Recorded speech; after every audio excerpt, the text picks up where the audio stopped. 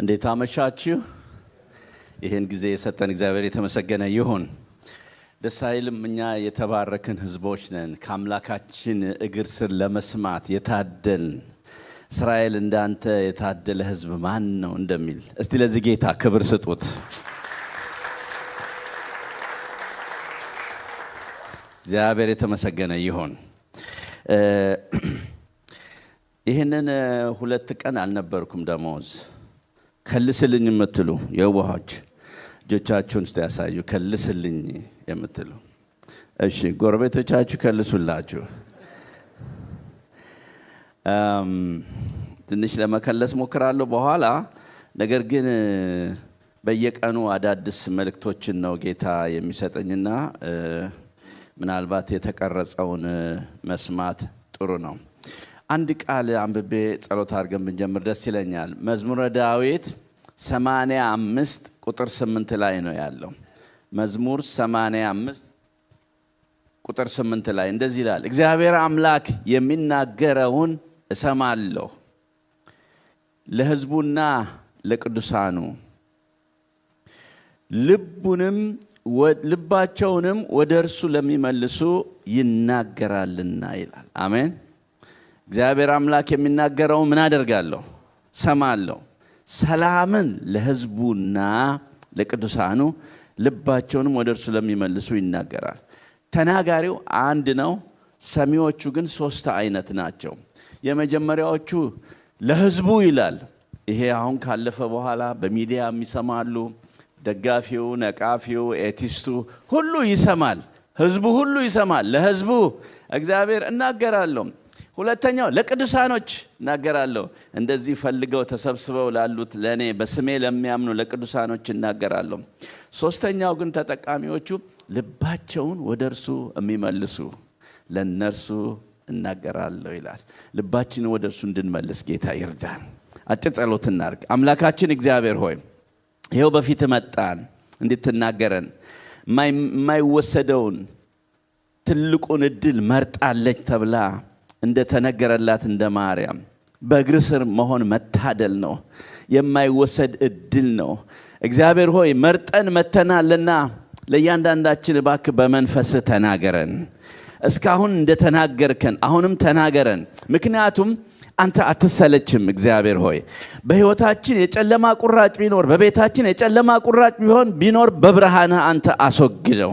እግዚአብሔር አምላካችን ሆይ እያነከስን እያለቀስን እንዳንመላለስ በምስጋና በደስታ በዝማሬ እንድንመላለስ እንቅፋት የሆነ ነገር ወደ ኋላ የሚጎትተን ነገር ሁሉ በኢየሱስ ስም የተነሳ ይሁን። በዚህ ምሽት እግዚአብሔር አምላክ ለማንም ባልነገርነው አጀንዳ ላይ ተገልጠህ በል እንግዲህ አስደንቀን። እግዚአብሔር አምላካችን ሆይ እኔ ባሪያ በፍጹም ግልጽነት በፊትህ አለው። እግዚአብሔር ሆይ የኔን በደል መተላለፍ ይቅር ብለህ ቅዱስ ሕዝብህ እንድታስብ እጸልያለሁኝ። በመጨረሻ ደግሞ ክብሩም ክሬዲቱም ተጠቅልሎ ላንተ ይሁን በኢየሱስ ክርስቶስ ገናና ስም አሜን። ሃሌሉያ። ክብር ለጌታ ይሁን። ስለዚህ ማንነታቸውን እንዲያውቁ አድርገን ነው ማሳደግ ያለብን። ቋንቋቸውን እንዲያውቁ። ይሄ ዘረኝነት አይደለም። ቤተክርስቲያን ዘረኛ አይደለችም፣ ግን ዘርን ሁሉ እንድትዋጅ የተቀመጠች ናት። አሜን። ዘርን ሁሉ እንድትዋጅ። ስለዚህም መጽሐፍ ቅዱስ በምሳሌ 22:6 ይላል ልጅን በሚሄድበት መንገድ ምራው፣ ሲያድግ ከእርሱ ፈቀቅ አይልም ይላል። እና በሚሄድበት መንገድ ምራው ነው የሚለው እንጂ አንተ በምትሄድበት መንገድ ምራው አይልም። እሱ ይከተል እንጂ እኛ እናስገድድ። አንዳንድ ሰዎች ምን ይላሉ? ልጄ ዶክተር ነው የምትሆነው አንተ ለኔ ዶክተር ሁን ይላሉ። ልጁ ዶክተር የሚሆን ባህሪ የለውም። ዶክተር የሚሆን እኮ ደብተር አያያዙ ያስታውቃል እኮ። እና ስለዚህ እንትኑን ነው ማጥናት። ይሄ ምንድነው መሆን ነው የሚፈልገው? ኢየሱስ ችሎታ ታለንቱ ምንድነው የሚለው ነው። ለኛ እንዲማር ለምን እናረጋለን? ለኛ ከተማረ ለሱ እየተማረረ ነው የሚኖረው ማለት ነው። ስለዚህ ለኛ እንዲማርና ለሱ እንዲማርና ለሷ እንድትማር የዶክተር እናት ለመባል አትፈልጊ፣ ግን እሱን የሱን ማንነት ፈልጎ እንዲያገኝ ልጅን በሚሄድበት መንገድ ምራው። እሱ በሚሄድበት ምራው። ወደ ሞት የሚወስድ ከሆነ ልጄ ይሄ ወደ ሞት ይወስዳል፣ በዚህ እንሂድ እያልክ ምራው። እጁን ይዘህ ምራው። ሲያድግ ፈቀቅ አይልም ነው የሚለው። እና ይሄ የመጀመሪያው ነገር ነው። ትናንትና ወላጅ ብቻ ሳይሆን ወዳጅም እንሁን ብያለሁ። ልጆቻችን የኛን ሐሳብ ከመቀበላቸው በፊት እኛን ራሳችንን እንዲቀበሉን ማድረጉ ጥሩ ነው። ብዙ ጊዜ የኛን ሐሳብ እንዲቀበሉ እኛን ተቀብለውናል መጀመሪያ ማለት ነው። እና አንዳንድ ጊዜ በእንግሊዘኛችሁ ሲስቁ ምን ሲሉ አብራችሁ ስቃችሁ ማሳለፍ የለባችሁም። ኖ ማለት መቻል አለባችሁ። ለምን? ሪስፔክት ማድረግ አለበት አባቱን እናቱን። እንደ የኔ እንግሊዘኛ እንደዚህ የተወላገደው ያንተን ህይወት ሳቃና ነው ብላችሁ በደንብ መንገር አለባችሁ። ያንተ እንግሊዘኛ እንደዚህ የሰመረው እንደዚህ ቆንጆ ነው ልጄ እኔ 2 ስራ እየሰራው እንደ ህሊናህን ትልል አይደለም፣ ነገር ግን እኔ ያሳለፍኩት ዋጋ ነው አንተ ጋር ጥሩ ሆኖ የሚታየው። ስለዚህ ማወቅ አለባቸው። ዝም ብለን እዚህ የደረስነው ዓለምን ዙረን ነው እዚህ የደረስነው። በኬንያ አርገን፣ በዚምባብዌ አርገን፣ በታንዛኒያ አርገን፣ በቦሌ በባሌ አርገን ዓለምን ዙረን አይደል እንደዚህ የደረስነው። እዚህ ላይፍ ላይ የደረስነው እግዚአብሔር ረድቶን ነው። ስለዚህ ይሄንን ማሳየት ያስፈልጋል። አሜን። ገንዘባችንን ብቻ ሳይሆን ጊዜያችንንም እንስጣቸው። ፍቅር፣ እውነተኛ ፍቅር ይሄ ነው። ፍቅር ሲደመር ፍቅር እኩል ይሆናል ጊዜ ነው የሚባለው። በጣም ጊዜ ወሳኝ ነገር ነው። በቀደምም ብያለሁ፣ ዛሬ የገዛንላቸው ጫማ ከ20 ዓመት በኋላ አያስታውሱትም ጫማው ራሱ። እኛን ግን ያሳለፍነውን ጊዜ ያስታውሳሉ፣ ፍቅሩን ያስታውሳሉ። ስለዚህም ጊዜ ትንሽ ይበቃል። መቼም ትልቅ ቢግ ዲል አይደለም እዚህ ሀገር እህል በልቶ ማደር። ነገር ግን ብዙ ነገር ስንፈልግ ጊዜ አተን ከልጆቻችን እንዳንርቅ ጊዜ ለልጆቻችን ልንሰጥ ያስፈልጋል። ጊዜ ይፈልጋሉ። ትንንሽ ልጆች ጸጉራቸውን ማሻሸት ይፈልጋሉ፣ ወዛቸውን ይፈልጋሉ፣ አብረዋቸው መሆን ይፈልጋሉ፣ አብረው ማጥናት ይፈልጋሉ። የፒር ፕሬዠር የገጠማቸውን መናገር ይፈልጋሉ፣ በቀን የዋሉትን መናገር ይፈልጋሉ። እንደውም ምን ይባላል ከልጆቻችሁ ጋራ በተወሰነ የ5 ደቂቃ ያህል እንኳን ስክሪን ታይም ይኑራችሁ ይባላል። በየቀኑ ማታ ስክሪን ታይም፣ እሱም የቀኑን ነገር እንድናገር እሷም እንድትናገር እናንተም እንድታረሙ እንደማለት ነውና 10 ሚኒት ስክሪን ታይም ባልና ሚስት ለልጆቻቸው ሊሰጡ ይገባል። የቀኑን ክፋትና ክፍተት ማስወገድ አለባቸው ማለት ነው። እንዳይዋሹ ቼክ ማድረግ፣ ስክሪን ማድረግ በንግግራቸው በመናቸው። ትምህርት ቤት ላደርሳቸው ወደ ትምህርት ቤት ሲሄድ ኢትዮጵያ በልጆቼ ትንንሽ ልጆች ናቸው፣ የ9 ዓመትና የ7 ዓመት አካባቢ ይሆናሉና በመንገድ እየሄድን ማለት ማታ መተው ከትምህርት ቤት መተው ማታ ነው የምናወራውና አባዬ ዛሬ ትምህርት ቤት አሉ እብድሻ ገብቶ ዘበኛው በመጥረጊያ በዱላ ጽዳት ሰራተኛዋ በመጥረጊያ ማዳም በሽጉጥ ብለው ገደሉታል። ደነገጥኩኝ። ያስደነገጠኝ የዘበኛው ዱላ አይደለም፣ ያስደነገጠኝ የጽዳት ሰራተኛዋ መጥረጊያም አይደለም፣ የማዳም ሽጉጥ ነው ያስደነገጠኝ። ለውሻ ስተኩስ ማዳም ልጄን መታቢ ቢሆን ኖርስ በእውነት አባዬ እሺ ነገ ሄጄ አጣራለሁ፣ ትምህርት ቤት ነገ ሳደርሳችሁ አጣራለሁ። ሌሊቱን ሁሉ ሳይተኙ አድረዋል። እነዚህ 2 እህቶች አንዷ እንትን መጣ ትላለች፣ አንዷ እንትን መጣ ሲመላለሱ አደሩ። ጧት ወደ ትምህርት ቤት ሳደርሳቸው ትምህርት ቤት ልንደርስ 500 ሜትር ሲቀር ትንሿ ቆፍጣና ናት፣ አባዬ እኔ ቢኒያም ሲናገር ሰምቼ ነው እንጂ እብዱሻም ሽጉጥም አላየውም ማለች። ከዛ ቀን ጀምሮ ውሸት አያመጡም። ለምን? አባዬ ነገ ሄዶ ያጣራል። አየ ስክሪን ታይም ያስፈልጋል። በየቀኑ ስክሪን ታይም ሳይጨምር ጊዜው ሳንቆይ ጊዜው በጊዜ መድረስ ማለት ነው። እና ትንሽ ደቂቃ ነው፣ ብዙ አይደለም። 10 ደቂቃ እንዴት ዋልክ ዛሬ how's your day እንደዚህ ማለት ጥሩ ነው። እንደዚህ ስክሪን ታይም ጊዜ ስንሰጥ በጣም ቆንጆ ነው ማለት ነው። እና ደግሞ ማጂክ ወርዶችን መጠቀም ጥሩ ነው። ማጂክ ወርዶች እኛ አበሾች ቆፍጣኖች ነን። እንደዚህ ማጂክ ወርድ ምናምን የለም። ፕሊዝ would you please can you do this can you do that thank you sorry I love you ምናምን ይባል እነዚህ ማጂክ ወርድ ይባላሉ። ማጂክ ወርድኛ ፕሊዝ የለም። ወንበሩን ወደዚህ ትገፋልኝ ያን ውሃ ታመጣ እግሬን ትታጠብ ነው እንጂ ምን ነው would you please እንደዚህ ይረዝምብናል እንደዚህ እና ፕሪፊክስ የለውም የኛ ትእዛዝ ብዙ ጊዜ ባለቤቴ ልጅችን ስትቆጣ ለምን ነው አልጋን ማተነጥፈው ስትል እሱም ይላል ማም can you come down please ይላል can you come down አልጋውን አላነጠፍክም የሚለውን ጥፋቱን እኮ አይከራከርም ተቀብሎታል አፕሮቹ ግን ሮንግ ነው የሚለው አፕሮችሽ የማም አፕሮች ማም can you come down please ይላል እና እሷ መልስትና ይሄ እንደው ነገረኛ ልጅ ስለዚህ አፕሮቹ እንዴት ነው ማጂክ ወርድ መጠቀም አለብን ሁሉ ጊዜ በተለይ I love you የሚለው አያችሁ በቃ ሰው አይወደኝም የሚሉ ከሆነ በጣም ደስ ይሰኛል እናቴ ትወደኛለች አባቴ ይወደኛል ይላል ብዙ ጊዜ አድገን እኮ ሚስታችን I love you ማንለው ባላችን I love you ማንለው እንደዚህ ሰምተን ብዙ አላደግንም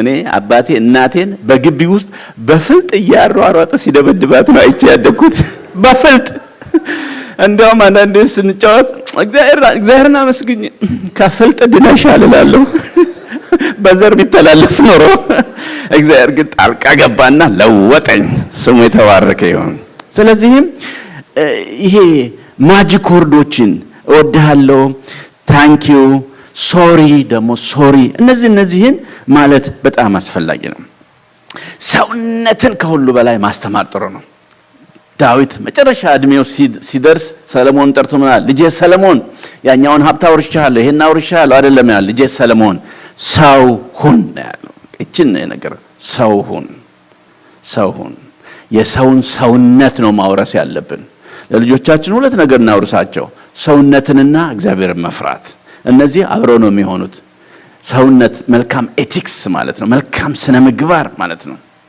አሁን ለሽማግሌው ተነሳለት አክብረው ይላል መጽሐፍ ቅዱስ አሁን አላውቅም 11 አመት ሆነኝ ወደ ሀገር ቤት አልሄድኩም አውቶቡስ ሲጠቀሙ ይነሳሉ ወጣቶች ይላል አንድ ጓደኛ ነግሮኛል በቅርቡ ሄጄ ነበር አለ አውቶቡስ ላይ ተነስቶ አንድ ወጣት ሽማግሌው ታንኪዩ ማለት ሲገባቸው ነው አባባ ይቀመጡ ስላቸው ዞር ብለው ቆሜ አልመችህ አልኩ አሉት አለ ለማስረቅ ቆሜ አልመችህ አልኩ አስቀምጠል ሰርቀ ተበላሽቷል አንዳንዱ አስተሳሰብ ልክ አይደለም ኤቲክስ ይሄን መልካም ስነ ምግባር ሰውነትን ማስተማር አባቴ እንደዚህ ይለኛል የ9 አመት ልጅ ነኝ የ10 አመት ልጅ ነኝ ደሞዜ ይለኛል ደሞዜ ነው የሚለኝ ደሞዜ ይለኛል የኔ ደሞዝና አንተ ደሞዜ ነህ ይልና ምን ቀና ብለህ ተናገር አይኔን ያያህ አውራኝ ሁሉም ሰው እኩል ነው ልጄ ምንም ድሃ ብንሆን እግዚአብሔር ግን እኩል አድርጎ ነው የፈጠረን መሬት እያየ ጸጉሩን እየዳበስክ አታውራ ቀና ብለህ አውራ ይለኛል እና አንዳንዴ እነግረዋለሁ አባዬ ዛሬ የነከሌ ልጆች ሰደቡኝ ምን ብለው ላሚቱን መልሳሉኝ መለስኩ ደግሞ መለስኩ ከዛ መጨረሻ ደከመኝ እንቢ ስል የቁጢት በጣሽ ልጅ ብለው ሰደቡኝ አልኩት ቁጢት በጣሽ አንዳንዶቻችሁ አታውቁም የሳንድዊች ስም ይመስላችኋል የዘመን ልጆች ማለት ነው ቁጢት በጣሽ ማለት ሸማኔ ማለት ነው አባቴ ሸማኔ ነው እና እኔን ቡሊ ሲያረጉኝ አሁን ኑሮ ነው ወይ የሸማኔ ኑሮ ከወገው በታች በጉድጓድ ተቀብሮ ያሉ ይገጥማሉ ከዛ አባቴ እንደዚህ አይዞ ደሞዜ አትፍራ ሰርቶ መብላት የሚያስከብር እንጂ የሚያስነውር አይደለም እንደዚህ በላቸው ይለኛል ያንን ሸክላ ገና ገላችሁን የሚሸፍነው ሸማኔ ነው በላቸው ይለኛል ያንን ሸክላ ገላችሁ ለካ ክብር ነው አባቴ የሚሰራው ልብስ ባይኖር አሁን አብረን እንተያያለን ለመሆኑ እዚህ እንተያያለን የልብስ ዋጋው እኮ ልብስ ላውልቅ እንደኔ ላውልቅ ጠቅላላ ጥላችሁ አይደል የምትሄዱት የልብስ ለዚህ ነው ክርስቶስን ልበሱት የሚለው መጽሐፍ ክብር ነው የልብስን ምሳሌ ያሳይቶ ከዚህ በላይ ደግሞ እሱ ክብር ነው ይላል ስለዚህ ሰውነትን ማሳየት ሰውነትን ሰው እንዲሆኑ ይሄን መናገር ያስፈልጋል መጽሐፍ ቅዱስ እንደዚህ ይላል ገና ተስፋ ሳለ ልጅን ገስጽ መሞቱን አትሻ ይላል ምሳሌ 19:8 ላይ በልጆች አስተዳደግ ውስጥ ያለውን ሚና በሚገባ መረዳት አንድ መሆን አዛኝና አሳዛኝ አለመሆን። አንዳንድ ጊዜ ባልየው ሲቆጣ ሚስትም አብራ መቆም ነው ያለባት። ሚስት ስትቆጣ ልጆቿን ባልየውም አብሮ መቆም ነው ያለበት። አቢዩዝ ዳርገው ከሆነ ስንቀጣ አብረ ነው። አቢዩዝ ዳርገን ከሆነ ቅጣት ሁለት አይነት ነው። ዲሲፕሊን አለ፣ ፐኒሽመንት አለ። መጽሐፍ ቅዱስ ዲሲፕሊን ነው እንጂ የሚፈቅደው የሚደግፈው ፐኒሽመንት አይፈቅድም። ፐኒሽመንት ማረም ሳይሆን ማማረር ነው። ዲሲፕሊን ግን ማረም ነው። ልጁን እድሜው 4 ዓመት ከሆነ 4 ደቂቃ ወደ ግድግዳ ቆሞ እንዲቆይ ይሄ ዲሲፕሊን ነው። ግን አንድ 5 ደቂቃ መኝታ ቤት ውስጥ በጨለማ መዝጋት ግን ልጁን ሲያድግ ጨለማ ውስጥ የሚያስር ባለስልጣን ይሆናል ማለት ነው። መኝታ ቤቱን አይወደውም። እስር ቤት ነው መኝታ ቤቱ ማለት ነው። መኝታ ቤታቸው ውስጥ አትቅጧቸው። አንዳንድ ጊዜ ትንሽ ዲሲፕሊን ስናረግ እጃቸውን ወይ እንደዚህ ማረግ። እኔ አገር ቤት ስላሳደኩኝ በቀበቶ ደህና አድርጌ ለበልብ ነበር። እኔ እስከ 9 ዓመት 10 ዓመት በቀበቶ ነው። ከ10 ዓመት በኋላ በቃላት ነው። እና ትንሿ ትልቋን በቃላት ስቀጣት፣ ቃላት ማለት ምንድነው? 12 13 ዓመት ሆኗ ትልቋ ያደረግሽው ነገር እናትሽንም እኔንም አሳዝኖናል። በጣም አዝናለሁ ቤትዬ፣ እንደዚህ አይነት ልጅ እንድትሆኛ አልነበረም እኛ እንደዚህ የምናሳድግሽ፣ በጣም አዝናለሁ ስላት እንባዋ በዚህ ዱብ እያለ አባዬ ይቅርታ ትላለች። ቅጣት ነው ይሄ፣ እንደዚህ ማዘናችንን መግለጣችን። ትንሿ ግን ገና 9 ዓመቷ ነው። በጣም አዝናለሁ ምናምን ስላት ትላለች። እሷን በቀበቶ ገና አልደረሰችም። እዚህ አቅመ ቀበቶ ላይ ነው ያለ፣ አልደረሰችም ማለት ደርሳለች። አቅመ ቃል ላይ አልደረሰችም ማለት ነው። ግን ብዙ ጊዜ የማደርገው ምንድነው? እኔ ቀበቶውን አፕስቴር አርቄ ነው የምሰቅለው። ለምን? እታች ብዙ ጊዜ ታች ነው የሚያጠፉትና የምንገናኘው ታች ነው ሳሎን ቤት። ስለዚህ እነሱ ልገርፍ ቀበቶውን ላመጣ እስከምሄድ ድረስ እኔ እበርዳለሁ። ወዲያው ብድግ አድርገው የሚወረውራሉ። ልክ አይደለም። ስለዚህ የሆነች መግረፊያ ራቅ አድርጎ ማስቀመጥ እና መሄድ። አንዳንድ ጊዜ ደግሞ ቅጣትን ደግሞ በቃላትም ቢሆን ማቆየት የለብንም። አንዳንድ ነጮቹ በጣም ጥሩ ትምህርት መማር አለብን። ሞል ሄደው ልጃቸው ሲያጠፋ በሱ ቁመት ዝቅ ብለው በሱ ቁመት እዚያው ያርማሉ። እዚያው በቃላት ያርማሉ። እዚያው ግን አንዳንድ አበሻ ምን ያደርጋል?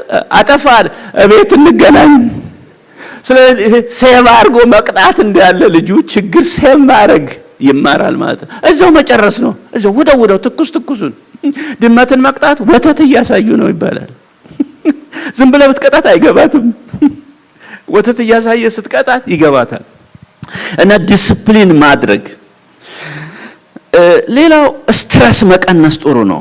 እኛ ልጆቹን ለመርዳት እኛ መጀመሪያ ስትረስ መቀነስ አለ። መጽሐፍ ቅዱስ ዝግና ጸጥና ዝግ ብለን እንድንኖር በዚህ ዘመን እመክራለሁ ይላል። 2 ጢሞቴዎስ 2:2 ላይ ጸጥና ዝግ ብለን እንድንኖር እመክራለሁ ይላል ጳውሎስ። ስትረስ መቀነስ አለብን። ታውቃላችሁ ልጆቻቸውን ትምህርት ቤት ለማድረስ አድርስ ብለው ሄደው አንዳንድ አባቶች ስራ ቦታ ሄደው እንደሚረሱ ታውቃላችሁ። መኪና ውስጥ በሰመር ጊዜ ይረሳሉ። ትምህርት ቤት አድርስ ብላ እናሰጣው እሱ ረስቶት መስሪያ ቤት ይዞ ሄዶ ፓርክ አድርጎ ልጁ እዚያው ውስጥ ሞቶ የሚገኝበት አለ። እናት ገበያ ሄዳ እዚያው መኪና ውስጥ ትታ ልጅ የሚሞትበት ጊዜ አለ። በዚህ በሰሜን አሜሪካ ባለው በተለይ በአሜሪካ ጥናት ከ30 እስከ 40 ልጆች መኪና ውስጥ ተረስተው ይሞታሉ።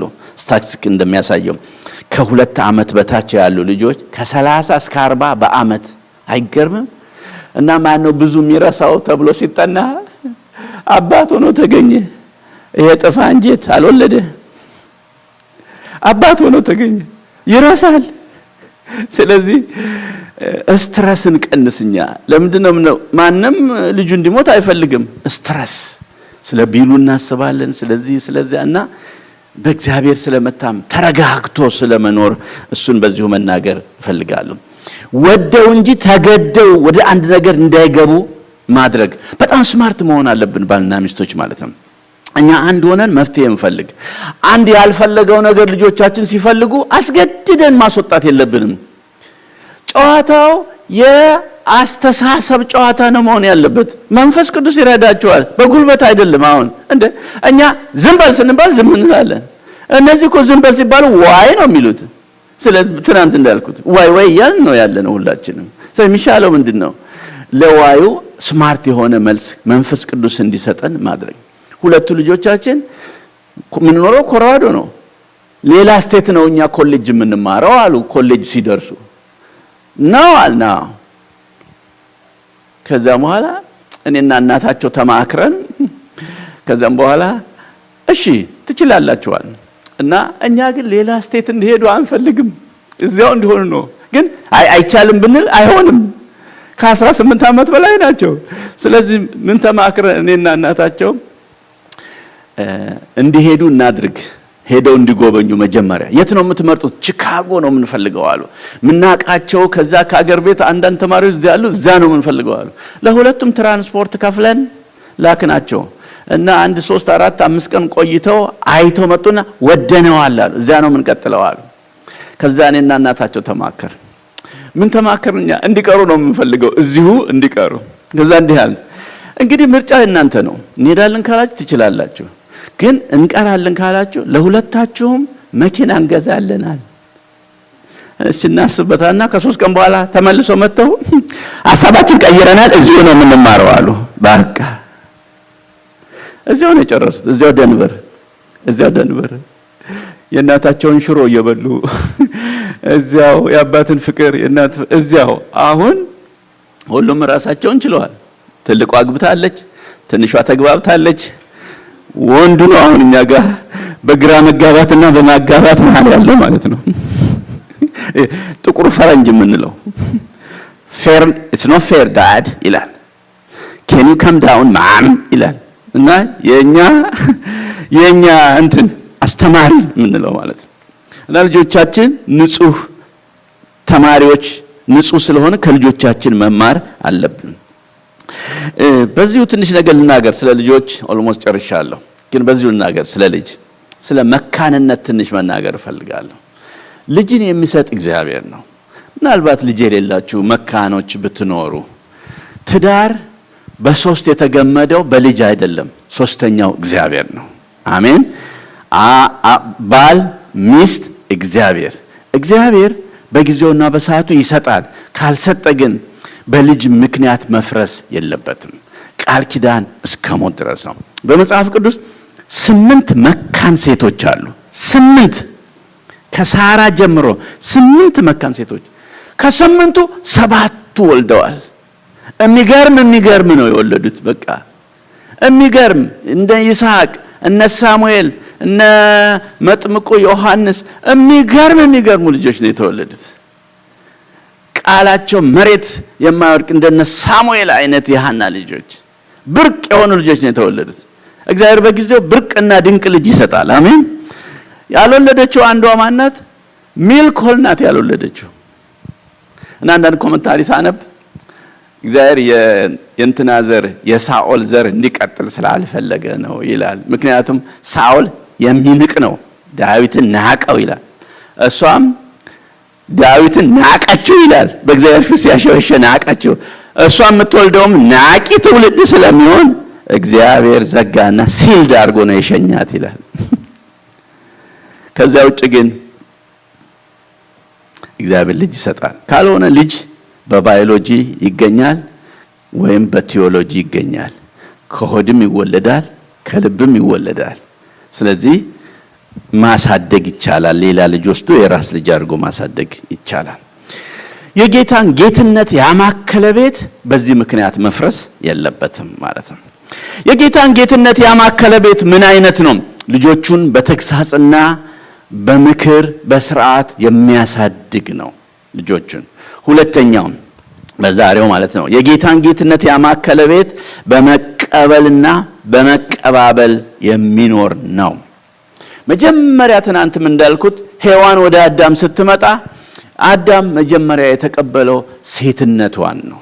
ይህቺ አጥንት ካጥንቴ ናት ሴት ትባል ብሎ ስም አወጣ። ሴትነቷን ተቀበል። በሰላም መኖር ትፈልጋለህ ከሚስት ጋር? አዎ፣ ሴትነቷን ተቀበል። በቃ ሴትነቷን። ከዛ ሚስትነቱ ያምራል። በሰላም መኖር ትፈልጊያለሽ ከባልሽ ጋር ወንድነቱን ተቀበይ። ከዚያ ባልነቱ እየሰመረ ይሄዳል። ዮሐንስ ወንጌል ምዕራፍ 4 ላይ ጌታ ኢየሱስ ክርስቶስ ያችን ሴት ምን አላት? ሂጂና ባልሽን ጠርተሽ ነይ ሲላት ባል የለኝም አለች። ሰውየው እኮ ባል ነኝ ብሎ ሶፋ ላይ ቁጭ ብሏል እኮ ቤት። ለካ አልተቀበለችውም። ሚስት ያልተቀበለችው ብዙ ባል አለ። ሰላም የጠፋው ለካ ካለ መቀበል ነው። ሚስትነቷን ሴትነቷን ያልተቀበለ በጣም ብዙ ወንድ አለ። ስለዚህ መጀመሪያ ተቀበል። በቃ ተቀበል። ከነማንነቷ ተቀበላት። በቃ ከነማንነቱ ተቀበዩ። እሷም ከመጨነቅ ታርፋለች። አንዳንድ ሴቶች ከወለዱ በኋላ በቃ እንደው ሆዴ እየጨመረ ነው፣ ወገቤም እንትን ያለ ነው፣ ባሌ ንቀኝ ሆኖ ጂሙንም ምኑንም ይጨነቃሉ። በቃ ጂም የሚሰሩት ለጤንነት ብቻ አይደለም፣ ለዚህ ሁሉ እንደው እሷንም አሳርፋት። ዛሬም ለኔ ቆንጆ ነሽ በልና አሳርፋት። አርፋ ጂም ብሰራ ጥሩ ነው። አንዳንድ ጊዜ በባልና ሚስት መካከል ጸጥ ብሎ የሚኖሩ ይመስላሉ፣ ግን በውስጥ ብዙ የሚናወጥ ነገር አለ። ስማ፣ ሚስትህ ጸጥ ያለችው ሳቋ ጠፍቶ ዝም ያለችው ወዳ ሳይሆን ተናዳ ሊሆን ይችላል። ሳቋ ጠፍቶ ዝም ስትል በጣም መጠርጠር አለብህ። በጣም ሰላም ሊነሳ ይገባል። ወንድም ታምራት አንዳንድ ወንድም ይላል የኔ ሚስት መሬት ናት ይላል። መሬት ናት ይላል። የዋ ታምራት መሬትም እኮ የቆሬ ልጆች ውጣል ይችላል። ሆነ አንድ ቀን እስኪነሳባት ነው። ስለዚህ ቸካርግ ይሄ ዝምታ የሰላም ነው ወይ ብለህ ብዙ ጊዜ እናገራለሁ። ሴቶች የነገር ቋት ወይም የነገር ባንክ የሚባል ባንክ አላቸው ይባላል። ባንክ አሁን ለገንዘብ ነው አይደለ? ሴቶች ነገር ሴቭ የሚያደርጉበት ባንክ አላቸው ይባላል። ወንድም አለው፣ ግን የሴቶች ቀላል ነው። አሁን የንቸክ ለማድረግ ለምሳሌ ጠዋት ትንሽ በእናትህ አንድ 200 ብር ስጠኝ እስቲ የሆነ ነገር ልገዛ ነው ሲል ባለፈው ሳምንት ሰጠውሽ አይደል እንዴ? በየቀኑ ምንድነው ወደ ስራ ሲሄድ ብር እኔ ባንክ ነኝ እንዴ ይላል። ሴቭ ታረጋለች እዛ ነገር ባንኳ ውስጥ እኔ ባንክ ነኝ እንደሚለውን ሴቭ። ምሳ ሰዓት ላይ የሆነ ነገር ፈልጋ ትደውላለች። ስብሰባ ላይ ነኝ አትረብሽኝ፣ ስብሰባ ላይ ሴቭ። የነገር ባንክ ውስጥ ሴቭ። ማታ ሲመጣ ወንድ ደግሞ ከጥሩ ባህሪው ያደረገውን ሁሉ ይረሳል። ስለ ሴቪንግ የሚያውቀው ነገር የለም። እሱ ስለ ባንክ ቼኪንግ እና ሴቪንግ ነው እንጂ የሚያውቀው ስለ ባንክ ስለ ሴት ልጅ የነገር ሴቭ የሚያውቀው ነገር የለም። የዋህ ነው ወንድ ልጅ። ምስኪን ታምራት እለዋለሁ። እና ፈገግ እያለ ይወጣል። ደህና ዋልሽ ይላል። ደህና እና አንቺ ግን ማታ ችግር አለብሽ ይላል። ሴቭ። ጧት ባንክ ነኝ የሚለው ሴቭ ተደርጓል። እንደገና ማከለ ስልክ ደውላ ስብሰባ አትረብሽ ሴቭ ተደርጓል። አሁን ደግሞ ማታ ችግር አለብሽ የሚል ሴቭ። ከዛ ይሄን ሁሉ ትቶ ራት ይበሉና መቼም እሷ ሴቭ እያደረገችም እንደ አገልግሎቷን ትቀጥላለች። በጣም ጎበዝ ናት። ራትም ታቀርባለች፣ ሁሉንም የሚጠጣም ግን ሴቭ አድርጋለች። እሱ ያን ሁሉ ረስቶ ማታ ሲተኙ ኤክስትራ ሚኒስትሪ ይጀምራል። ገብቷቸዋል። እና እሷም ትላለች አንተ ግን እንደው እንስሳ ነህ እንደዛ ስታረገኝ ብላ አሁን ደግሞ ሌላ ነገር እንዴ ሳሎን ቤት አይደል ተነጋግረን ጨርሰልን። እሷ ይዛው ገብታለች መኝታ ቤት፣ እሱ ሳሎን ቤት ትቶ ገብቷል። ስለዚህ ምንድነው እኔ እላለሁኝ ስማርት ባልኮንክ ያንን ወደ መኝታ ቤት ከመሄድ በፊት ቀኑ ሙሉ ሴቭ ያረገችውን ዲሊት ማድረግ መቻል አለብህ። እንዴት አድርጎ እኔ ሚስቴ ሴቭ ያረገችውን ዲሊት ማድረግበት 17 ነጥብ አለኝ። 17 አስከይቻለሁ። ምክንያቱም መጽሐፍ ቅዱስ ይላል ያላገባ እግዚአብሔር እንዴት እንደሚያሰኝ ያስባል፣ ያገባ ግን ሚስቱን እንዴት ደስ እንደሚያሰኝ ያስባልና ልቡ ለሁለት ተከፍሏልና የዚህን ዓለም ነገር ያስባል ይላል። አየህ እንዴት እሷን ደስ ለማሰኘት የዚህን ዓለም ነገር ሁሉ ማሰብ አለብህ። የዚህ ዓለም ነገር አንዳንድ ጊዜ ሙዚቃ ተጫወትልኝ ካለች የዚህ ዓለም ነገር ነው። ለሷ ሲሆን መንፈሳዊ ነው፣ ተዘምራለህ። ለሷ ሲሆን እንዲህ አርግልኝ ትላለች። ነገ የምነግራችሁ ነገር አለ በዚህ ዙሪያ ላይ የሆነ እሷን ለማስደሰት። ስለዚህ እኔ 17 ነጥቦችን አዘጋጀው። ይኸው 32 ዓመታችን ከተጋባን ከ7 አልፋ አታውቅም። በአንደኛው ሞክራለሁ ካልሰራ ያንን ሴቡን ዲሊት ለማድረግ በሁለተኛው ሞክራለሁ። ከ7 አልፎ አያውቅም። ስንት አለኝ ገና እኮ 10 እኮ አለኝ ገና ብትጨክን እኮ 10 አለኝ።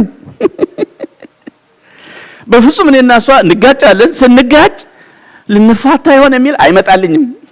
17 ነጥቡን መዘዝ አደርጋለሁ። አንድ ወንድም ብሎኛል፣ ፓስተር ደሞዝ በእናትህ እነዚህ 17 ነጥቦች ቴክስት አድርግልኝ አለኝ። አላደርግም ታምራት አላደርግም። ለምን? የኔ ሚስትና ያንተ ሚስት ባህሪ አንድ አይነት አይደለም። ለኔ ሚስት ነው 17ቱ የሚሰራው፣ ለአንተ አለርጂክ ሊሆን ይችላል አንተ ሚስት። ስለዚህ ቢሻለው አንተው ራስህ ቁጭ ብለህ ፈልግ፣ ቁጭ ብለህ አስብ፣ ሊስታው ታርግ፣ እንዲህ ስትሆን እንዲህ እያልክ። ምክንያቱም የዚህን ዓለም ነገር ያስባል፣ ልቡ ለሁለት ተከፍሏል። ሚስቱ እንዴት ደስ የሚያሰኝ ደሴም ባሏን ይላል። ስለዚህ እኔ እሞክራለሁ ማለት ነው። በዛ ሁኔታ ያንን 17 ነጥብ ሳልጠቀም በሰባቱ ሴቭ እንዳደረገች የማቅበት የመጀመሪያው የስም አጠራር ነው። ልጆቼ እኔን አባቢ ነው የሚሉኝ። አባቢ እሷም አባቢ ነው የምትለኝ። ነገር ሴቭ ካረገች ግን ፓስተር ደሞዝ ነው የምትለኝ። አየህ እንደዚህ ታርቀኛለች። መጋቢ ደሞዝ በዛው ከቀጠል የውጭ መጋቢ ሁሉ ይጨመርበታል። ስለዚህ ቶሎ ብዬ ያንን ነገር ሴቭ ያረገችውን ለማስወገድ እጥራለሁ ማለት ነው። እና የመጀመሪያው ይሄ ነው። ጸጥ ስላለች ሰላም ነው ብለህ አትቀመጥ። ነገር ሴቭ አርጋስ ቢሆን ፍቺ በኦቨርናይት አይደለም የሚመጣው። ሴቭ ተደርጎ ነው። ከዛ አንድ ወቅት ላይ አምደን የሚለው ይመጣል። ባል ጸጥ ብሎ የሚኖረው ትዳር አልጋ ባልጋ ሆኖለት ሳይሆን አልጋ ባለንጋም ሆኖበት ሊሆን ይችላል። አንዳንድ ሚስቶች የኔ ባል እኮ በግ ነው፣ የዋህ ነው፣ በግ ነው ይላሉ። በግም እኮ አንድ ቀን ያመራል። በግ ካመረረ ደግሞ አይመለስም። ስለዚህ የሚሻለው ምንድነው? ቼክ ማድረግ ጊዜ መውሰድ፣ አብሮ መነጋገር። አያችሁ ለልጆቻችን የምንደርሰው ለራሳችን ከደረስን በኋላ ነው። የራሳችንን ካስተካከልን በኋላ ነው። ኮሙኒኬሽናችን መልካም ከሆነ በኋላ ነው። ከመነቃቀፍ መደጋገፍ፣ አንዱ የሌላውን ጸጋ መደገፍ፣ አንዱ ሌላውን ማበረታታት፣ ቅደም ተከተሎችን ማስቀመጥ። እኔ ጤናማ የክርስቲያን ቤት ቅደም ተከተል 7 ናቸው ብዬ አስቀምጣለሁ። 7 ብትጽፉ ደስ ይለኛል። የመጀመሪያው ከባልም ከሚስትም በላይ የመጀመሪያውን ቦታ መውሰድ ያለበት እግዚአብሔር ነው። አሜን። ጌታን ያመከለ ህይወት እሱን ያስቀድማል። አስቀድማችሁ መንግስቱን ጽድቁን ፈልጉ እንደሚል ማለት ነው። ጌታን ያማከለ የመጀመሪያ አንደኛ እግዚአብሔር ነው። ሁለተኛስ ማን ይሁን? ሁለተኛ ማን ይሁን ስለ አንዳንድ ጉባኤ ወንድ ይሁን ባል ይሁን ይላሉ። አንዳንድ ጉባኤ ሴት ይሁን ይላሉ። እናንተ ማን ይሁን ትላላችሁ? ሁለተኛ ላይ ማን ይቀመጥ? ያው ነው ከቀድሙ እንደመለስኩት ነው። ወይ ባል ወይ ሴት ነው የምትሉት። ግን እኔ አሁን እያስተማርክ ያለው ፕራዮሪቲ ነው እንጂ ኦቶሪቲ አይደለም። ኦቶሪቲ ሲሆን ከእግዚአብሔር ቀጥሎ ባል ነው ራስ ስለሆነ ይሄ ፕራዮሪቲ ነው። እንግዲያውስ እንደዛ ከሆነ አንድ ሰው ማለት ያለበት አንድ ባል ለኔ ከእግዚአብሔር ቀጥሎ ሚስቴ ነች። የእግዚአብሔርን ቦታ የሚወስድ ስለሌለ ነው እሱን ያደረገው እውነትም ነው። እሷም አይከፋትም፣ እሱም አይከፋውም። ከእግዚአብሔር ቀጥሎ ለኔ ባሌ ነው፣ ለኔ ሚስቴ ነች ሲሉ ፓራሌል ነው የሚቀመጡት ሁለቱ ማለት። ሶስተኛ ማን ይሁን? ልጆች ይሁኑ ወይስ አባዬና እማዬ ይሁኑ ወይስ እህት ወንድም ይሁን ወይስ ስራ ወይስ አገልግሎት ወይስ ጓደኛ ማን ይሁን? ሶስተኛ ላይ ልጆች ናቸው መሆን ያለበት። አየሽ ልጆች ሶስተኛ ነው መሆን ያለበት። አንዳንድ ባለትዳር በልጆች ይጣላሉ። አንደኛ አርገዋቸው እኮ ነው። ልጆች አንደኛ አይደሉም፣ ሁለተኛም አይደሉም፣ ሶስተኛ ናቸው። ሶቶ ተያይዘን እኛ ወክስ እንበላ ትንሿ ልጃችን በ7 ዓመት በ8 ዓመት አባዬ እኔም ከናንተ ጋር ልምጣ ትላለች። አይቻልም ዛሬ እናትሽ ቀን ነው ላል። ከዚያስ እኔ ሶስተኛ ስለሆንኩ ነው አይደል ማታስገባኝ ትላለች። አዎ ሶስተኛ ነሽ፣ ቦታሽን ማወቅ አለብሽ። አንደኛ በእኛ ቤት እግዚአብሔር ነው፣ ሁለተኛ እናትሽ ናት፣ ሶስተኛ አንቺ ነሽ። አራተኛስ ማን ነው መሆን ያለበት? ወላጅ ወይስ ስራ አገልግሎት ወይስ ጓደኛ ወይስ ዘመድ? አራተኛ መሆን ያለበት ስራና አገልግሎት ነው። በቃ ወላጆች አምስተኛ ላይ ነው መቀመጥ ያለባቸው። አየህ ወላጆች ደስ የሚላቸው አንተ በስራና በአገልግሎት ብርቱ ስትሆን ነው። ወላጆችን መርዳት የምትችለው ጥሩ ገቢ ሲኖርህ ነው። ስለዚህ አይከፋቸውም እነሱም አምስተኛ ላይ እነሱ ይቀመጡ። አራተኛ ስራና አገልግሎት፣ አምስተኛ ወላጆች። አየሽ ባልሽ አንደኛ ነው፣ ማን ሁለተኛ ነው፣ እነሱ ደግሞ አምስተኛ ናቸው። አንዳንድ ሚስቶች ምን ይላሉ? በእናቴማ አትምጣብኝ ይላሉ። በእናቴ አትምጣብኝ፣ እናትሽ አምስተኛ ናቸው፣ ታምርነሽ ይላል። በአባቴ አትምጭብኝ፣ አባቴ አምስተኛ ናቸው። እሷ ነች ከእግዚአብሔር ቀጥላ ያለችው። ስድስተኛ ማን ይሁን? ዘመድ ወይስ ጓደኛ? ዘመድ ነው ስድስተኛ መሆን ያለበት። ሰባተኛ ጓደኛ። አየ ጓደኛ ማሳረጊያ ነው ያረኩት እኔ። ጥሩ ጓደኞች እንዳሉ ባውቅም ከሚስቴ አይበልጡም። የኔ ቤስት ፍሬንድ ጓደኛዬ ነች፣ ሚስቴ ነች ቤስት ፍሬንድ። ሰብኬ ከጨረስኩ በኋላ አስተምሬ ከጨረስኩ በኋላ ትክክለኛ አስተያየት የምትሰጠኝ እሷ ነች። ሌላው ሰው እኔን ላለማሳዘን ጥሩ ነው ይላል። ዞር ብሎ ግን ከሚሰብክ ጋራጅ ቢከፍት ይሻላል ሊል ይችላል። እሷ ግን ሁለት ምክንያት ነው የሷን መቀበለው። አንደኛ እውነት ነው የምትናገረው። ለምን? የኔ ክብር የሷ ክብር ነው፣ የኔ ውርደት የሷ ውርደት ነው። ስለዚህ እውነት ነው የምትናገረው። ሁለተኛ እዚህ ውስጥ አለችበት እሷ። ስወርድም ስወጣም አብራ ትወጣለች፣ አብራ ትወርዳለች። ተጠምደናል። አየ ሚስቱን የማይሰማ መካሪ የለውም ነካሪ ነው ያለው ይባላል። ሚስትን መስማት አለ። ባሏን የማትሰማ ባልም እንደዚሁ ነው። ተይ ይሄ ነገር እንዲህ አድርጊ ይላል። መስማት ባል የራስ ነውና መስማት። እንደዚህ ዋና ነገሮች ናቸው። የትዳር አጋርን ስሜት ፍላጎት ጠንቅቆ መረዳት። ቅድም እንዳልኩት በቤተሰቦቻችን ብርታትና ድክመት ትዳራችን ለማረም አለመነሳት። ሌላው ነገር በቤተሰቦቻችን ምን ማለት ነው? በአባትሽ ብርታት የባልሽን ድክመት አታረሚ። ወንድ ልጅ ከሌላ ሰው ጋር ስታወዳደረው አይወድም። ከጓደኞቹ ሁሉ ባል ማለት የከሌ ባል ነው ስትለው አይወድም። አታወዳድሪ ባልሽን። በቃ እንደራሱ እንደ ቤትሽ ንጉስ አርገሽ ባልሽን ተቀበይ። ከሌላ ጋር አታወዳድሪ። እነሱ ሌላ ናቸው፣ እሱ ሌላ ነው። በቃ ሚስትህን ከሌላ ሴት ጋር አታወዳድር። ሚስትህ ከሴቶች እንደ አንድ ሳይሆን ከሴቶች የተለየች ሴት ናት። ባልሽ ከወንዶች እንደ አንድ ወንድ አይደለም፣ የተለየ ወንድ ነው። እንደዚህ አድርጎ ነው መረዳት። በቃ ሚስት የተለየች ናት። አንዳንድ ወንድሞችን መክሬያለሁ። ስልካቸው ላይ ሴቭ ያደርጉ ወይም ሲጠሩም የኔ ቆንጆ ይላሉ፣ የኔ ቆንጆ ይላሉ። ስንት ቆንጆ ነው ያለ? ስለዚህ ሚስትህ ነች ያንተ ቆንጆ። ሌሎቹስ የኛ ቆንጆ ብለ በፕሉራል ጥራላለሁ። በቃ በቸርች አባልነት የኛ ቆንጆዎች እያልክ ጥራ። የኔ ሸበላ የሚባለው ወንድ ነው። ሌላውስ የኛ ሸበላ በማህበር ነው መጥራት ያለብሽ። ይሄ ወርድ ራሱ በጥንቃቄ መነገር አለበት። በጥንቃቄ በአባትሽ ብርታት ባልሽን አታርሚ። አንዳንድ ሴቶች ምን ይላሉ? ሲጮህ ባላቸው ምንድነው የምትጮኸው? አባቴ አንበሳ ገሎ ነው የሚጮኸው። አንተ በባዶ ቤት ትጮኻለህ። ምንም አንበሳ አልገደልክ፣ ጭራሽ አበሳ ታመጣለህ ይላል። እሱ ሚስቱን ያርማል። ምንድነው የሚያስቆጣሽ? እኔ ሌላ ምን ክፉ ነገር አደረኩ? አረ እንደው እናቴ አባቴ ከውጭ ወልዶ ሲመጣ እንኳን ትቀበላለች ይላል። ይሄ ዳር ምንድነው? ታምራት ያሰብከው አለ ያስቀመጥከው አለ ውጪ።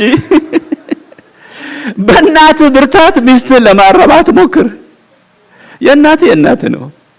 መልካም ነገር ካለ እሷው ትውሰድ፣ እሱ ይውሰድ እንጂ እኛ ፎርስድ አድርገን አባቴ አንበሳ ገሎ ነው ሎቲ የሚያንጠለጥለው። አንተ ምንድነው ሎቲ ያንጠለጥልከው አይባልም። ስለዚህ መደጋገፍ እንጂ መነቃቀፍ አስፈላጊ አይደለም። የትዳር አጋርን ትልቅ ስጦታ በማወቅና በመደገፍ መነሳት። ሐዋርያት ሥራ 18 ላይ አቂላና ጵርስቅላ የሚባሉ ባልና ሚስቶች አሉ። 6 ጊዜ ነው ስማቸው በመጽሐፍ ቅዱስ የተጠቀሰው። በጣም በቃ ጌታን የሚወዱ ናቸው። the power couples የሚባሉ ማለት ነው አቂላና ጵርስቅላ። አንዳንዴ እሱ ከፊት ይጠቀሳል፣ አንዳንዴ እሷ ከኋላ፣ አንዳንዴ እሷ ከፊት ትጠቀሳለች እሱ ከኋላ። ያ ማለት ከፊት ከተጠቀሰች ኢኒሺዬቲቭን የወሰደችው እሷ ነች፣ ባልየው እሺ ይላል ማለት ነው። እሱ ከፊት ከተጠቀሰ ኢኒሺዬቲቭን የወሰደው እሱ ነው፣ እሷ ተስማማለች ማለት ነው። 6 ጊዜ ነው በመጽሐፍ ቅዱስ የተጠቀሱት። ቀላውዲዮስ ቄሳር ከሮም ወደ ቆሮንቶስ ዲፖርትድ ያደረጋቸው ኢሚግራንት ናቸው። ቀላውዲዮስ ቄሳር ያባረራቸው ነው፣ ዲፖርትድ የሆኑ ኢሚግራንቶች ናቸው። ወደ ሮም ከሮም ሲወጡ ስደተኛ ተባራሪ ሆነው ወጡ። ከቆሮንቶስ ሲወጡ ሚሽነሪ ሆነው ነው የወጡት።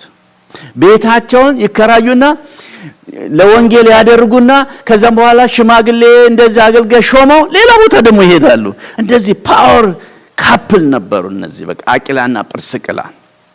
እና አንድ ጊዜ እየሰበከ ያለ አጵሎስ የሚባል ሰው አዩትና አቂላ ማነው ጵርስቅላ ሴትየዋ ነች። ወይዘሮ ጵርስቅላ ወደ ባሏ ጠጋ ብላ ይሄ ሰውዬ የበለጠ መመራት ሳያስፈልገው አይቀርምና ወደ ቤት እንጥራው አለች። እሷ ነች ቀድማ የተጠቀሰችው እዚያ ላይ። ስለዚህ እንግዳ ወደ ቤት ስናመጣ ራሱ ሚስት ኃላፊነቱን ብትወስድ በጣም ጥሩ ነው። አይ አጵሎስን ወደ ቤት የጋበዛችው ጵርስቅላ ነች። መጽሐፍ ቅዱስን ሐዋርያት ሥራ 18 ስታነቡ ጵርስቅላና አቂላ ወደ ቤታቸው ወስደው ከፊት ይልቅ ገለጡለት ይላል።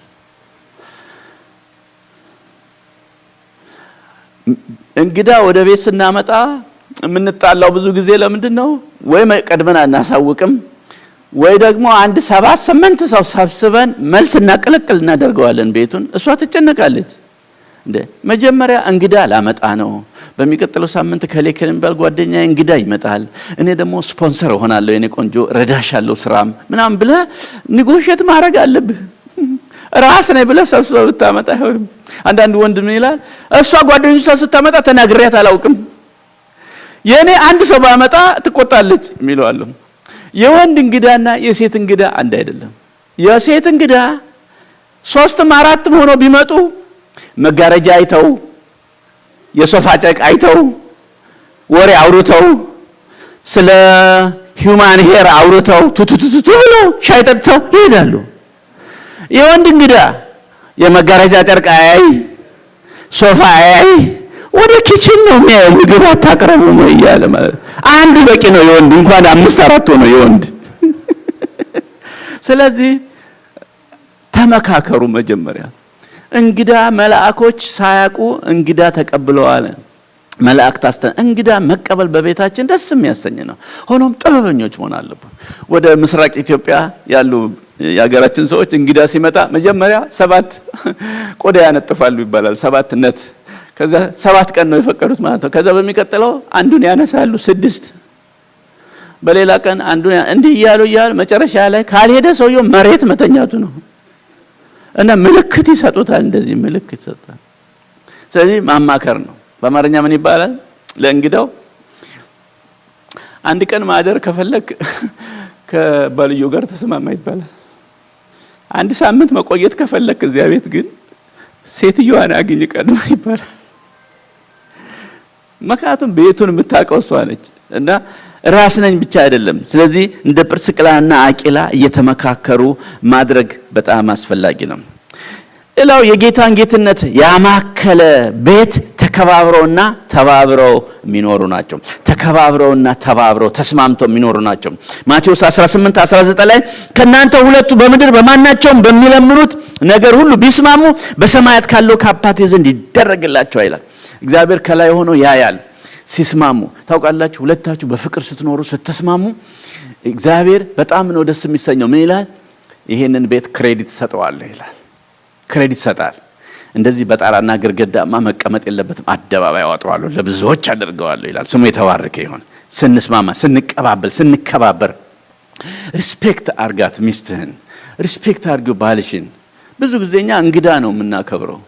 እንግዳው ሲኖር ቤት ውስጥ በቃ እንደው ባህሪያችን በጣም ይገርማል። እና ብዙ ሰው ታዲያ እንግዳ ሁሌ ቢኖር ይላል፣ በተለይ ወንድ እንደው እንግዳ ቢኖር ይላል። ወደ ሚስቴ ስደውል አጠገቧ ሰው መኖሩንና አለመኖሩን በንግግሯ አውቃለሁ። ሰው ካለ ደህና ዋልክ እንዴት ነው ሁሉ አየሩ ሁሉ ነገር ምናምን። ሰው ከሌለስ የት ነህ?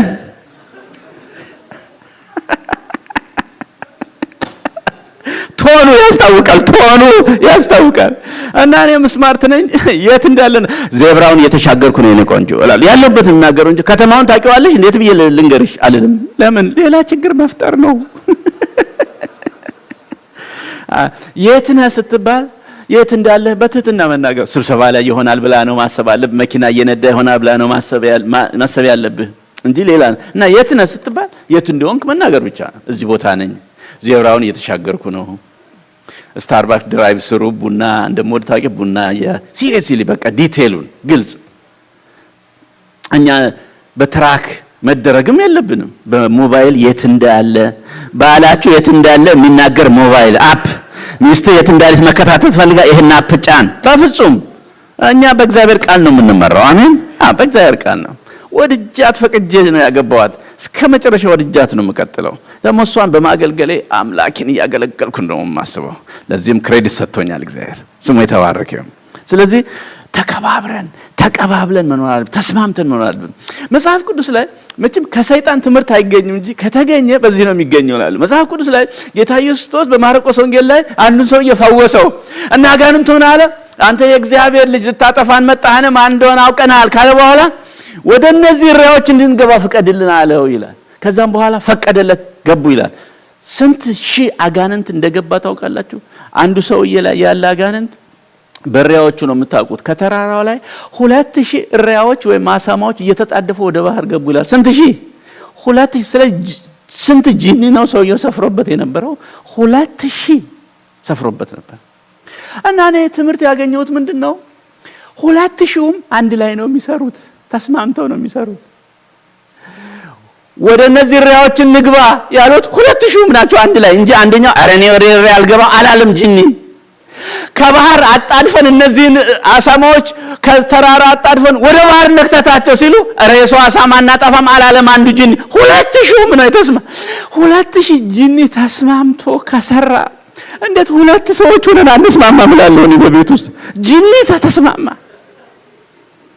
አየ ጂኒ ያደረባትን ሴት ሌላ ካየ የትኛው ጂኒ ነው ማን አንተ እኔ ገባ አይልም። ይገብታል ደህና አርጋ አጣድፋት ብሎ አልፎ ነው የሚሄደው። በቃ ይቀባበላሉ እነሱ ጂኒዎች። ቁጥራቸው አልጨመረም፣ ድሮ እንደወደቁ ናቸው። እስካሁን ቁጥራቸው አይወልዱም አይወለዱም፣ ግን ተስማምተው ነው የሚሰሩት። እኛ ብቻ ተስማምተን አንሰራም። አንዱ ያንዱ ምቀኛ ነው፣ ተንኮለኛ ነው፣ ለምን አደገ ነው፣ ቤተክርስቲያን የሚከፍለው ብዙ ነገር ነው ያለው፣ ብዙ ነገር። እግዚአብሔር ከዚህ ይጠብቀን። መከባበር፣ መተባበር በጣም ያስፈልጋል። ተባብረን ከተጋባን ይሄንን ነው ማድረግ ያለብን። በትዳር ውስጥ የሚፈጠረውን የስልጣን ሽኩቻ ለማስቀረት በትዳር ውስጥ መከባበርና መተባበር በጣም አስፈላጊ ነው። በጣም መከባበር መጽሐፍ ቅዱስ ላይ እንደዚህ ይላል፣ ይሄ ከማዶ የሚመጣው ማን ነው ብላ ርብቃ ጠየቀች ይላል። እና የአብርሃም ባሪያ የአብርሃም ሎሌ ምን አለ? ይሄ ጌታዬ ይስሐቅ ነው አለ። ከዛ ምን አደረገች ይላል እቺ ሴት? ከበቅሎዋ ወይም ደግሞ ከግመሏ ላይ ወረደች የሚል ቃል አለ። ከግመሏ ወረደች፣ ከዛስ ተከናነበች፣ ተሸፈነች ይላል። ተሸፈነች፣ እሱ ነው የሚገልጣት። ለባል ብቻ ነው አካል የሚገለጠው። ተሸፈነች፣ ከዛስ ከግመሏ ላይ ወረደች የሚል ቃል አለ። በዚህ ዘመን ቢሆን ኖሮ ያማዶ የሚመጣው ማን ነው? እሱ እኮ ይስሐቅ ነው ያንቺ ወደፊት ባል ነው። አዎ ቶሎ ና በለው ይሄን ግመል ይጎትት።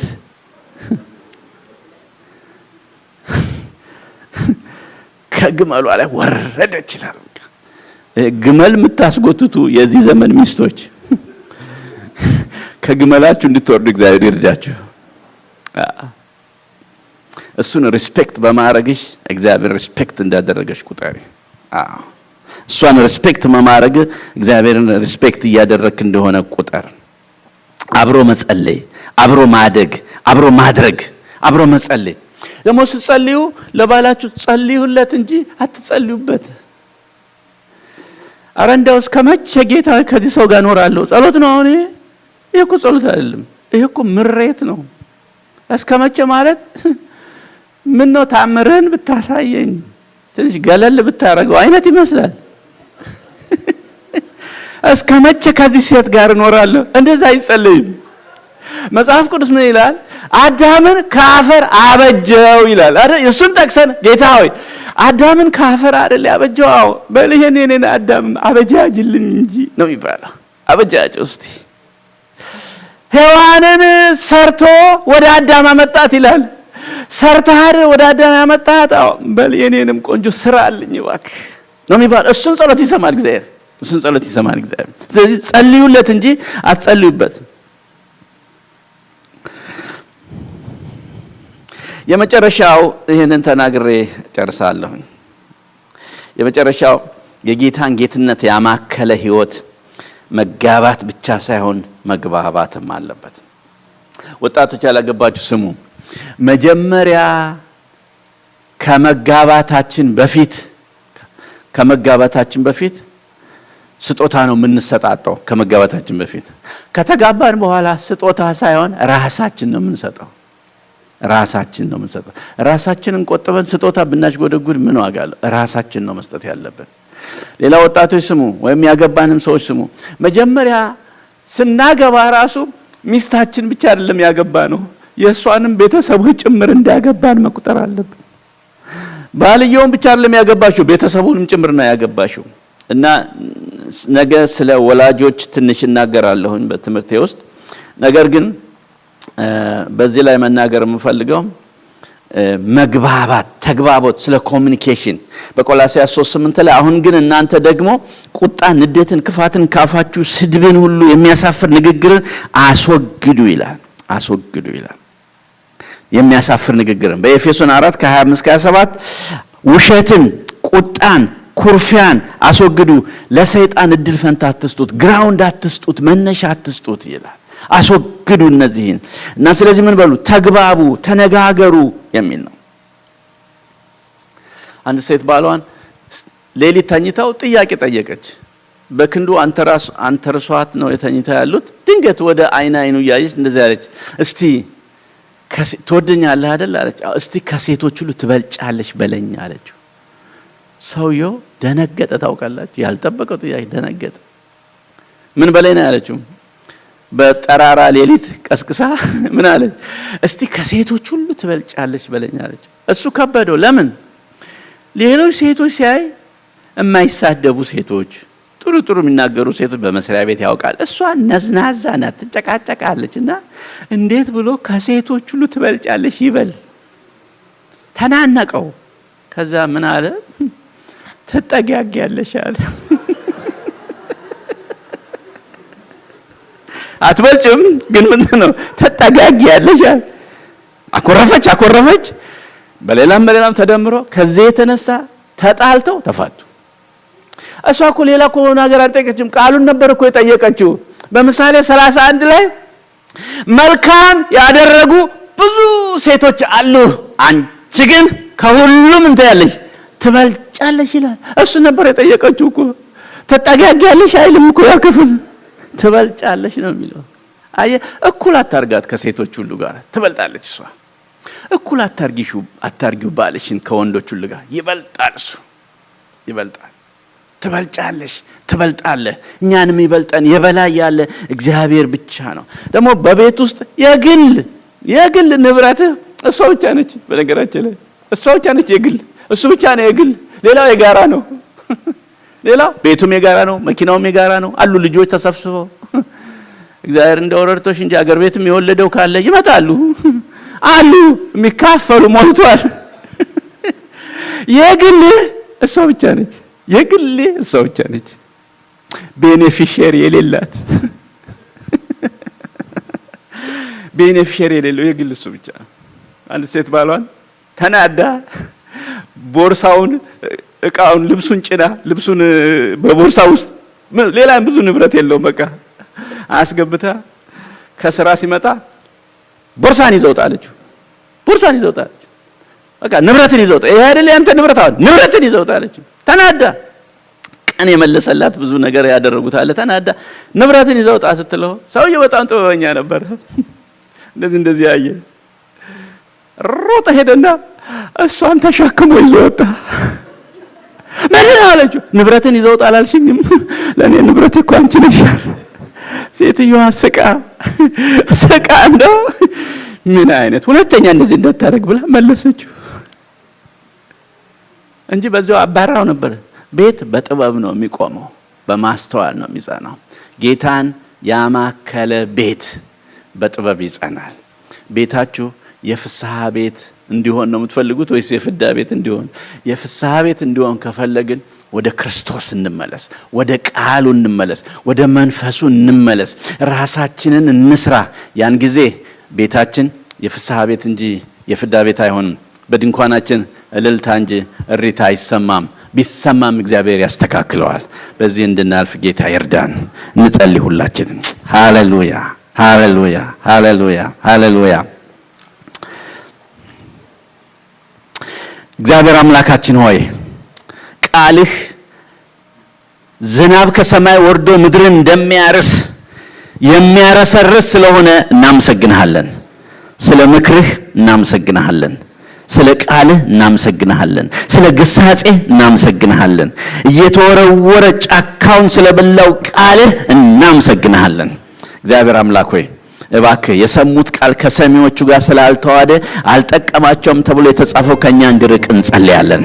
እግዚአብሔር አምላካችን ሆይ 30 60ና 100 እንዲያፈራ የሚጠቅመን እንዲሆን እንጸልያለን። እግዚአብሔር ሆይ በህይወታችን አንተን ያማከለ ህይወት እንድንኖር፣ አንተ የሌለበት አንተን ያገለለ ሳይሆን አንተን በመሃል ያደረገ ካንተ ጋር የታሰረ ያለኔ ምንም ልታደርጉ አትችሉም ብለሃልና ይሄንን እያሰብን ካንተ ጋር እንድንኖር ጸጋህን አብዛልን። በዚህ 3 ቀን በእንደዚያ ሁኔታ ወደኛ ስለመጣ እናመሰግናለን። አሁንም ደግሞ ቀሪውን ጊዜ ነገ ያለንን ጊዜ ላንተ አሳልፈን እንሰጣለን። ሁሉ ላንተ ክብር ይሁን በጌታ በኢየሱስ ክርስቶስ ስም። ስለዚህ ጌታ ክብር ስጡት። ስሙ የተባረከ ይሁን።